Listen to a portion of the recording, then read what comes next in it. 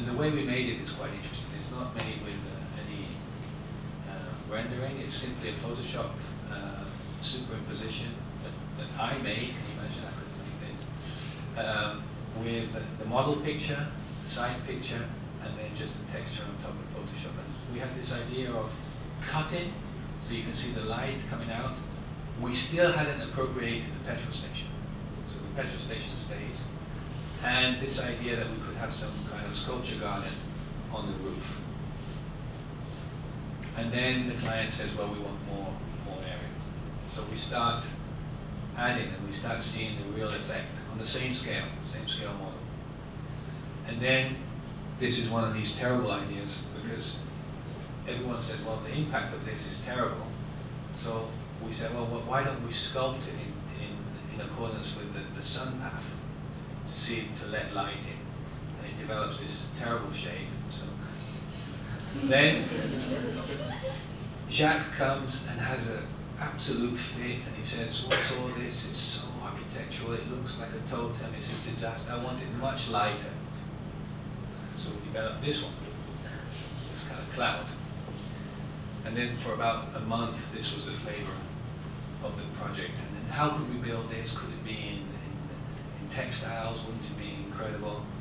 And then we even said, oh, we could make it in brick. Wouldn't it be amazing in brick? And then everyone loves it. Then we say, wow, no, let's go back, but let's start carving. And this was a complete accident. So we're carving, and I think this actually, to know who made this is also very interesting, because when you look at the project, it also embodies the people involved. And this is a Mexican architect, a very good friend of mine. And he called it the Swiss cheese, right? And what's interesting is that he was trying to respond, to take out the mass. But what we noticed is that he was responding to certain existing conditions. And we made this. And this is a direct response. This model is incredibly important in the evolution of the whole project. And here you can see the drawings are Jacques, and then we made this model. So it's a very kind of collaborative approach. And this was very close to the final. And how this came about was, you've got to imagine the old cheese model, right? And then we said, well, that's reacting to something. So we then went to see, and we went to the city of Madrid and tried to get information about the roofscape, if we could actually draw or make in 3D the roofscape. Turns out that every building on top of this line here is illegal. It's not registered. So this person here has built all that illegally. And obviously the city of Madrid doesn't go in and check everyone and destroy it, but technically you can't sell this. So it's not land that is, or property that can be sold. So everywhere. So then what we started to do is saying, well, why don't we, when there's something like this, a protrusion, why don't we react to it? It's a very intuitive response. So that's a reaction to that one, that's a reaction to that one, that one's a reaction to that one. And the funny thing is that this story never gets told, because if you told this in a lecture, it's not intellectual, it's kind of superficial. But there is an element of design which is intuitive. Right? And then after, you can post-rationalize it. Right? And I think, again, it goes back to this argument that you want your project to be watertight right from the beginning. You want the concept, the diagram, the urban plan, everything to make sense. Sometimes it doesn't make sense, and you've got to go into that journey to try and find it. So then we said, well, you know, what material could we make it in? And then eventually we started working on these spaces. So that's the model I showed.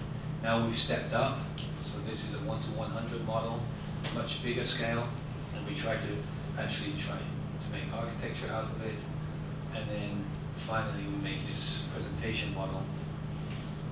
And again, so another timber model, 1:100. This was done to present to the mayor. The mayor loved it. All the politicians were very interested. The client loved it. They thought it was very, you know, it was contextual. They said very contextual. And they didn't really understand what we were doing, right? But they said it was contextual.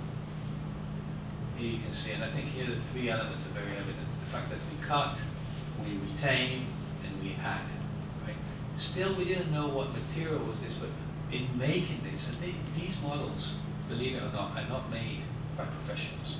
These made in-house by the same team, those 6 people, right? So it's very rare that a team of 6 architects could make models of this quality. So you've got to be dexterous in different things. Here, I think it's beautiful to understand the whole relationship. And so that was 1 to 100. Now we're in a much later stage of the project where we're actually designing the material for this, and we stick to the same process. We make models. We test everything. And what's important here, this is our workspace. Look what we have in the background. We don't have plans, we don't have sections. We have the atmospheres of the space that we've generated. Very, very important that these are always alive. I think very often you're working with so much information that is in your hard drive that you've developed and you don't see. And I really recommend that you print it out, you have it on some wall or on your desk or somewhere, so you can see your history, see your story of your project. Because these things help us when we're lost to say, oh well, that's where we're going, so we've got to be careful. And so this is the model that we made. This is 1 to 50. And here we tested all the paneling for the facade. And the facade is going to be another section I'm going to show you. And then the roof has to be built, right? So it's something like 3,800 panels, right? And I'm going to tell you how we generated these panels. And again, we're working with consultants, facade consultants. Again, every drawing is drawn by us. So we need to create an index for each one. We have the drainage points. And then this is the final rendering that we have. And you can see here the paneling of the roof, the green wall, which I'll talk about later, the cut here, and then the entrance. Okay, so that was one of them. 8 to go. If you want to fall asleep, now is the moment.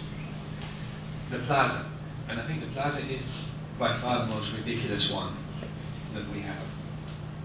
We wanted to create a continuous public space. Bear in mind, this is 2001. My digital skills are limited. There's a couple of guys in the team that have some digital skills, but not much. So we said, well, how do we create how do we create a continuous landscape? So we said, well, empirically, we're gonna do it. We're gonna make a model. So this, we went out. This is latex. We built this model, and we produced this cast from that. So every point, right? And it was, it was like a sculpture. It was like a Brancusi piece of art, and here you see it in context, right? So every point, every person could come down. Not very feasible, because how on earth are you going to build that on site? But we were very naive, but the ambition was there to connect all the points. Then you see here, at that stage, we had 4 cores. Here is this element for the truck that later went. And then we realized, talking to other people in the office, said, well, why don't we digitize it? So we started to, at that time, it wasn't even Grinder, it was Form Z. Form Z, we kind of made all these facets, but still, we're not very happy with the product. And this is the ambition of it, really. So this is one of the images that we showed the client, that at any point, and the client kept saying, but why can't we make this, bigger? This was 2.1. It was very important for us that this dimension of 2.1, it was like a domestic door, so that you went under and you felt the whole weight of this building. And in order to do that, this whole wall is post-tensioned. So I'll talk about the structural logic of it. And then here you can see the plaza again. We made it. can see the context of the project. So these are the galleries here, the lobby. This one I'll explain later, and the underworld of the. And then, so we've been talking about 1 to 50, and then we keep going and exploring the lobby. And these are models that we made at 1 to 20. Right, huge models that you've got to have huge amounts of space and time to build. And here we can see we're faceting. These are pieces of steel that will sort of come down from the roof and form the entrance. Models. This is actually a model I made, so you can see the glue's not so good.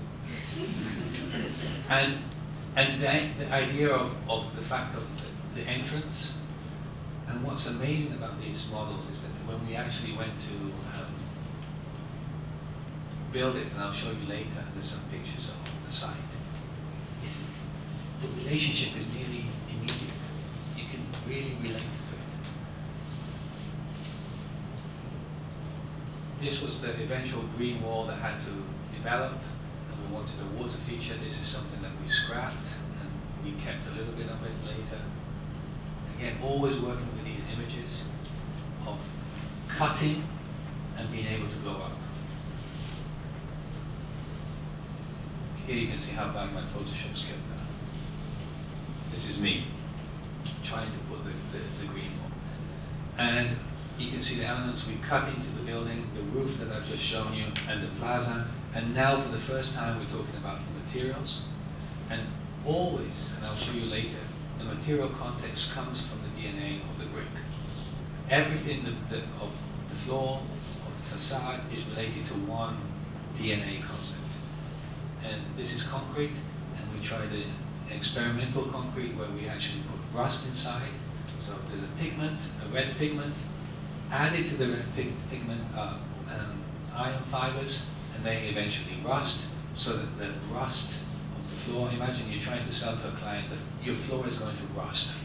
Your building is going to rust. We want it to rust. Not easy. And then this is the picture of the actual plaza and the entrance. So you remember the model I made. So this is the development. And this is all welded by ship welders. Ship welders had to come in from a place called La Coruña to actually put this all together. And here you can see on the site of the construction, this is the plaza. And what's amazing about this project, first of all, is it would have been 3 times cheaper had we knocked this building down. Right? The whole building cost 33 million euros. So the contractor told us if we hadn't kept this, it probably cost 12 to 15 million. So imagine, so all the effort to keep this building. But we had no site. Basically, we only had a small area to store, so everything had to be logistically worked out. So we had trucks waiting in car parks in order to deliver the concrete. We had trucks coming with pieces of metal. It was a logistical nightmare. And here you can see the plaza and the ceiling. So as we progress, the experimentation gets more. This is the lobby. So what did we want to do? We didn't want 4 legs because we wanted to create a cantilever. So we wanted 3 legs, and we wanted some beams, and we wanted to retain the existing brick. So how do we create a cantilever? So there's an amazing structural engineer in Basel. He's called Schnetzer. He never publishes. He's not famous. He only works with Hexademeron. He does everything with a pencil. He calculates everything from first principles. But he has an amazing talent in working with your idea. He doesn't tell you it's not possible. He says, okay, I'll figure it out. So we told him that we wanted to cantilever. And this is not a cantilever of 3 meters, 4 meters, 20 meters. This is 65 meters cantilever. Impossible. And he said, well, the first thing that we've got to do is we've got to create a belt behind. And this belt, so we have 80 centimeters of masonry, is existing brick. Behind that, we're going to put a belt of concrete, which is 50 centimeters. And that belt of concrete is going to be post-tension. Right? Post-tension allows 6 times the amount of structure force that you can achieve. And being the crazy architects that we are, we wanted to put, usually you would just post-tension like that from one side to the other, but we wanted to put openings in there. So his post-tension cables have to respect our openings. Even more complicated. But he said, possible. And of course, later we rationalized this, but these are his conceptual drawings of how to achieve that post-tension.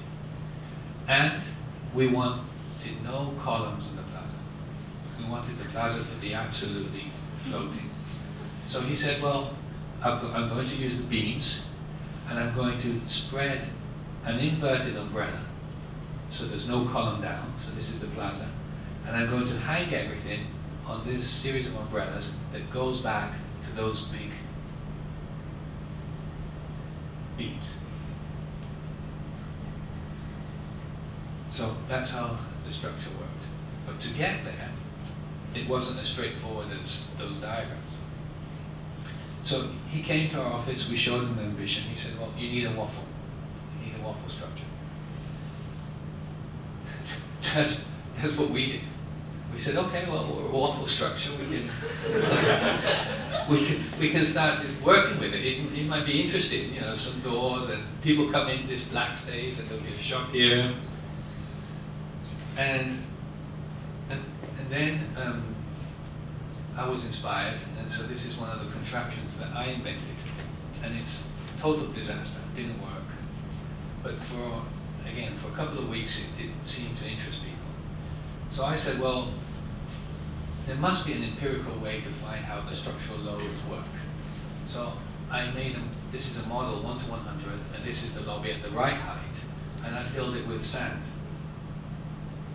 And then I put points of where we wanted the free space, and these are like arches, right? So you've got to imagine this is upside down.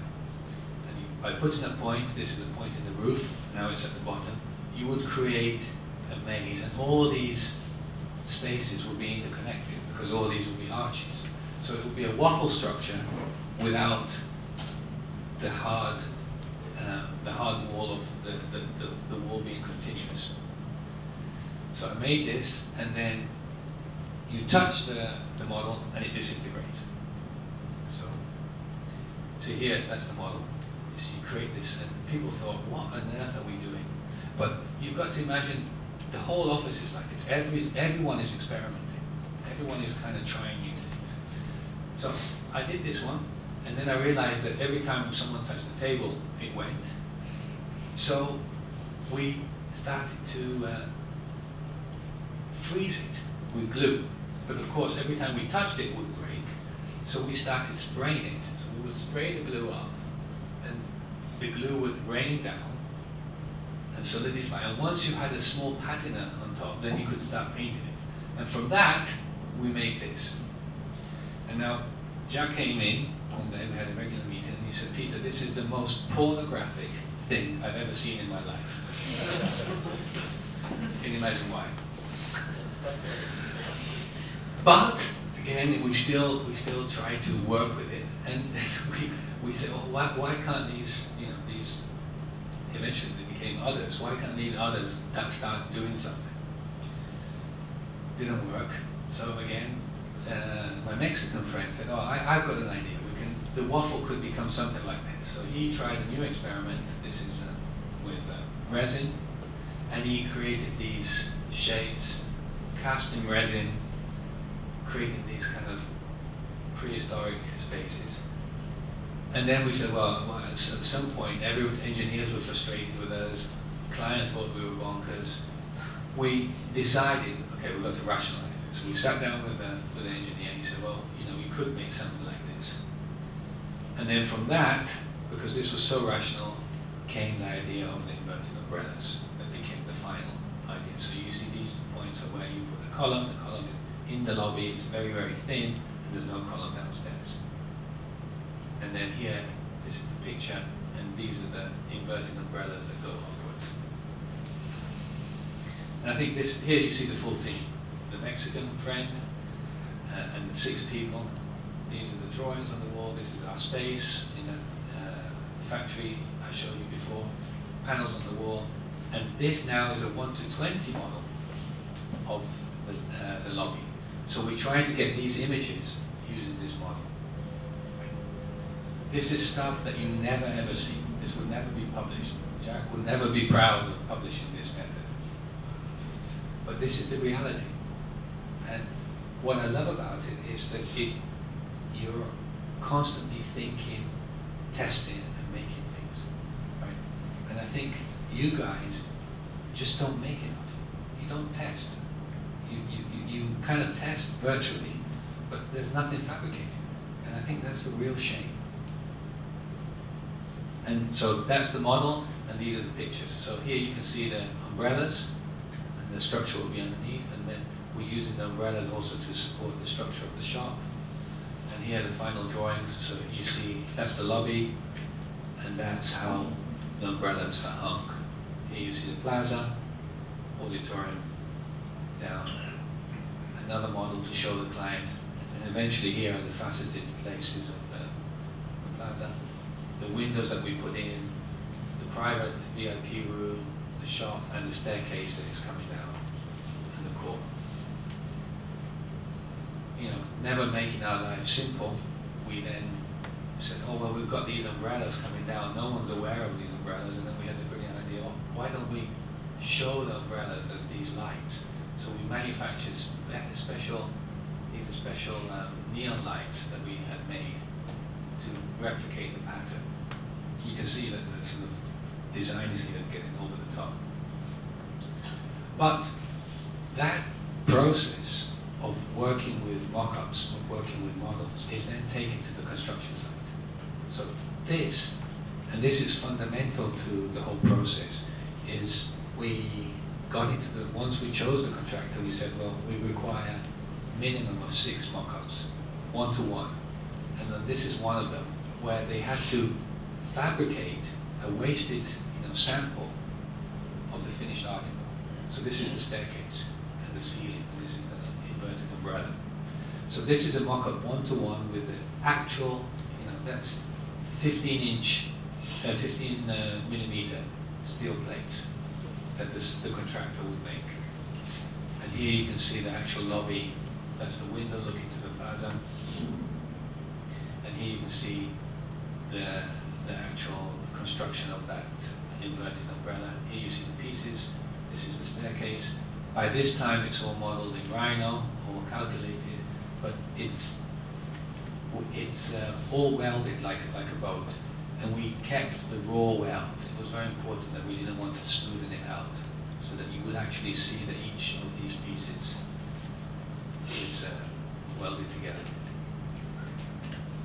5, a few more to go.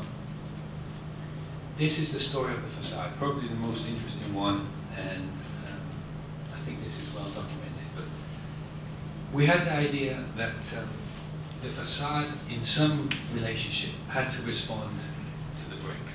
Actually, we wanted to make the building in brick, but we thought it was too literal translation. And how could you make, the brick relevant? And this is a Madrid brick. It's called a ladrillo, and these ladrillos are not made in the standard forms of bricks. They are cast. So it's clay that you would get in an area outside of Madrid, and you put it into a mold, put it into the oven, and then you get the brick, and it's very, very rough, but it's a cast product. So we said, well, why can't we work with the process of casting? We tried to see what materials could be cast, and everyone thinks our facade is Corten, but actually it's cast iron, which is very, very different from Corten, mainly because it's much heavier. And we were fascinated by how the facade, the existing